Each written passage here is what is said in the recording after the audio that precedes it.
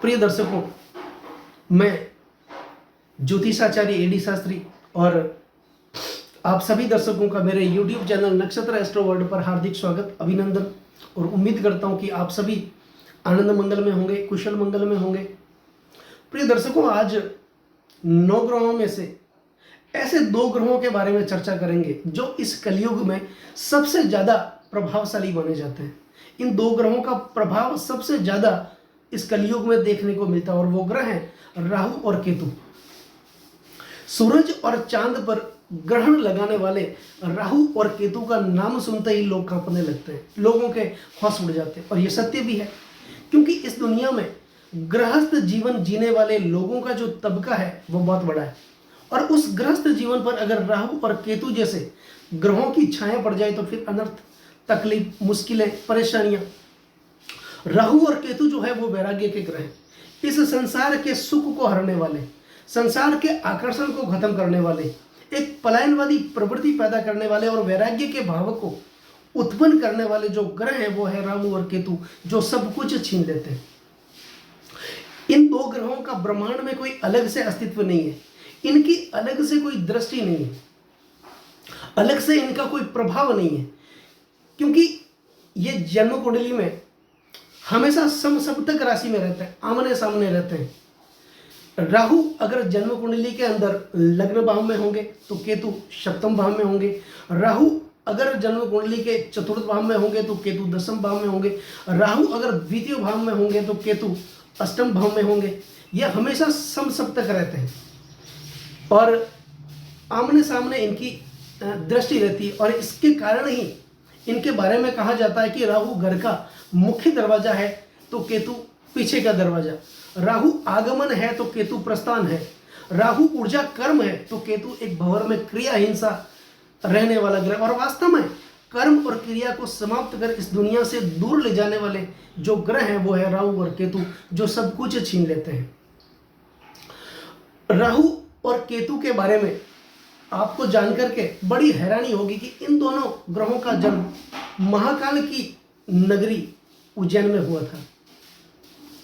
और जन्म कुंडली में ये दोनों ग्रह जिस राशि में होते हैं, जिस भाव में होते हैं, जिस ग्रह के साथ होते हैं, ये उनके ही गुण धर्म प्रदर्शित करते हैं, उनका ही प्रभाव ये दर्शाते हैं। इनका अलग से कोई अस्तित्व नहीं है। और ये जन्म कुंडली में हमेशा बकरी रहते हैं, ये हमेशा उल्टी चाल ही चलते हैं और इन दोनों के काम भी उल्टे ही हैं। अवंती खंड की कथा के अनुसार समुद्र मंथन में से निकले अमृत का जो वितरण है वो महाकाल वन में हुआ था। और अवंती खंड की एक कथा के अनुसार देवताओं और दानवों के बीच समुद्र मंथन हुआ और उस समुद्र मंथन में से अमृत की प्राप्ति हुई। तो उस अमृत को पीने के लिए, प्राप्त करने के लिए देवताओं और दानवों के बीच युद्ध छिड़ा, छीना जब्ती हुई। तो भगवान विष्णु ने मोहिनी रूप धारण करके देवताओं और दानवों को अमृतपान कराने के लिए पंक्ति में बैठा दिया और अमृतपान की शुरुआत देवताओं से की। तब दानवों को थोड़ी सी शंका हुई और उन्होंने भगवान विष्णु से कहा कि अमृत बहुत कम मात्रा में है और आपने शुरुआत देवताओं से की है, फिर हमारे लिए पीछे क्या बचेगा। तो भगवान विष्णु ने दानवों से कहा कि कलश में जो ऊपर अमृत है वो पतला है, जो मैं देवताओं को पिला रहा हूँ, और नीचे जो है वो गाढ़ा, स्वच्छ और अच्छा है, मैं आपके लिए रखूंगा। अब जल में क्या पतला और क्या गाढ़ा, लेकिन वो दानव थे, मान भी गए। अब एक दानव को, एक राक्षस को शंका हुई। उसने ये समझा कि हमारे साथ छल हो रहा है, तो उस राक्षस ने देवताओं का रूप धारण करके देवताओं की पंक्ति में आकर के वो बैठ गया। अब जैसे ही उसके अमृत पीने की बारी आई और सबसे पहले सूर्य और चंद्रमा को इस बात का पता चला और उन्होंने इसकी शिकायत भगवान विष्णु से की। तो भगवान विष्णु ने अपने सुदर्शन चक्र से उस दानव का सर धड़ से अलग कर दिया। अब चूंकि अमृत की कुछ बूंदें उसके मुंह में गई थी, उसको अमृत प्राप्त हुआ, इसलिए उस राक्षस के दोनों अंग जीवित रहे, दोनों खंड जीवित रहे। और भगवान विष्णु ने उसके दोनों अंगों को ब्रह्मांड में अलग अलग दिशाओं में स्थापित कर दिया, जो आज राहु और केतु के नाम से जाने जाते हैं। सर वाले भाग को हम राहु कहते हैं और धड़ वाले भाग को हम केतु कहते हैं। ये दोनों ग्रह जन्म कुंडली में अगर खराब स्थिति में हो, अशुभ प्रभाव में हो, तो ये व्यक्ति के जीवन में भूचाल ला देते हैं, जीवन को तहस नहस कर देते हैं, जीवन को परेशानियों से घेर देते हैं। और ये दोनों ग्रह इतने प्रभावशाली हैं कि सूर्य और चांद में भी ग्रहण लगा देते हैं, क्योंकि सूर्य और चांद ने ही इसकी शिकायत भगवान विष्णु से की थी। और तब से लेके आज तक जब भी ये सूर्य के साथ होते हैं या चंद्रमा के साथ होते हैं तो उनको भी ग्रहण लगा देते हैं। अब प्रिय दर्शकों, ये रही शास्त्रों की बात। अब विज्ञान की दृष्टि से अगर देखें तो ब्रह्मांड में ये कहां स्थित है, ब्रह्मांड में इनकी स्थिति कहां पर है, ये कहां पर है, तो इसके बारे में आज थोड़ा वर्णन कर लेते हैं, चर्चा कर लेते हैं। सबसे पहले ये हमारी पृथ्वी है, ये सूर्य है और ये है चंद्रमा। हम सभी को पता है कि पृथ्वी सूर्य के चक्कर लगाती है और चंद्रमा पृथ्वी के चक्कर काटता है। अब जहां ये दोनों एक दूसरे को काटते हैं, कहने का मतलब इस भाग को और इस भाग को, जहां ये दोनों एक दूसरे को काटते हैं उस भाग को राहु और केतु कहा जाता है। जिसके उत्तर भाग को, यह है उत्तर भाग, इसको राहु कहा जाता है और यह दक्षिण भाग, इसको केतु कहा जाता है। अब इनके काटने का जो चौराया है, ये और ये स्थिर नहीं है, ये विपरीत दिशा में सरकता रहता है, क्योंकि पृथ्वी सूर्य के इस तरफ चक्कर लगाती है और चंद्रमा इस तरफ चक्कर लगाता है। तो ये जो काटने का चौराहा ये स्थिर नहीं है, ये विपरीत दिशा में घूमता रहता है। और राहु और केतु के वक्र होने के पीछे का कारण यही है। अब इनको अपनी मंडलाकार आकृति में घूम करके वापस उसी स्थिति में आने के लिए 18 वर्ष का समय लगता है। इसलिए राहु और केतु की महादशा 18 वर्ष की होती है और हर 18 महीने के पश्चात ये अपनी राशि बदलते हैं। अब प्रिय मित्रों, राहु और केतु ऐसा नहीं है कि ये हमेशा अशुभ प्रभाव ही देते हैं, कभी कभार ये अपना शुभ प्रभाव भी दिखाते हैं। राहु जब अपने अशुभ प्रभाव में होते हैं तो व्यक्ति के जीवन में आकस्मिक कुछ न कुछ घटनाएं घटती रहती है।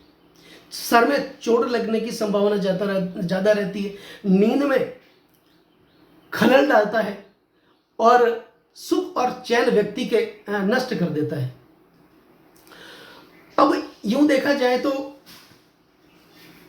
अगर एक व्यक्ति जिसको नशे की लत लग जाती है, वो ज़्यादा शराब का सेवन करता हो, झूठ बोलना, बेईमानी करना, कपट करना, अत्यधिक शराब का सेवन करना, अत्यधिक संभोग करना, ये अशुभ राहु के परिणाम का ही लक्षण है। क्योंकि राहु जब खराब स्थिति में होते हैं तो ये घटनाएं हमेशा करते हैं।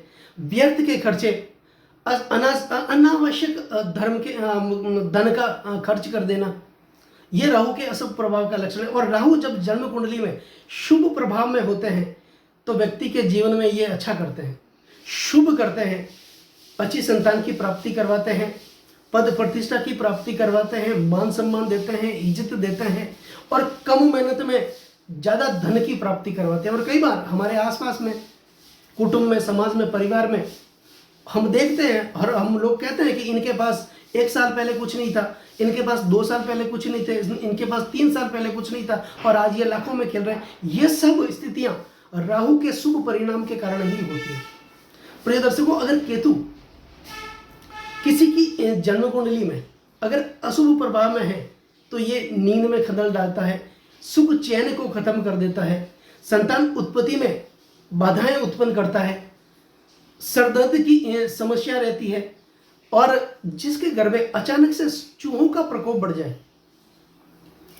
अचानक से चूहों का प्रकोप बढ़ जाए तो समझ लेना चाहिए कि उस घर में अशुभ केतु का प्रभाव है।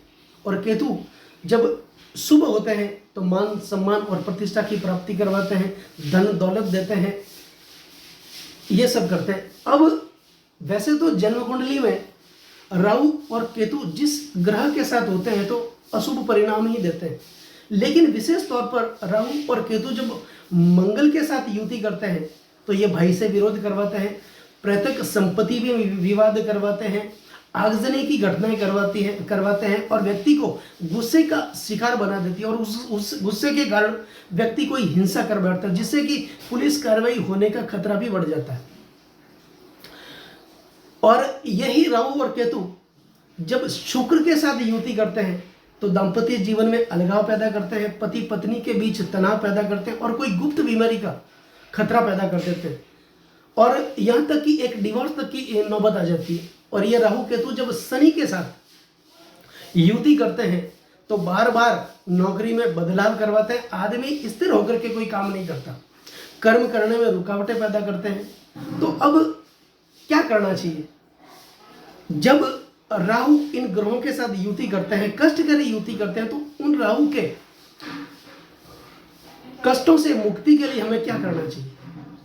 क्योंकि ये मैं पहले बता चुका हूं कि इनका अलग से कोई प्रभाव नहीं है। जन्म कुंडली में ये दोनों जिस ग्रह के साथ बैठते हैं उनके ही गुण धर्म ये अपना लेते हैं, उनके प्रभाव को दर्शाते हैं।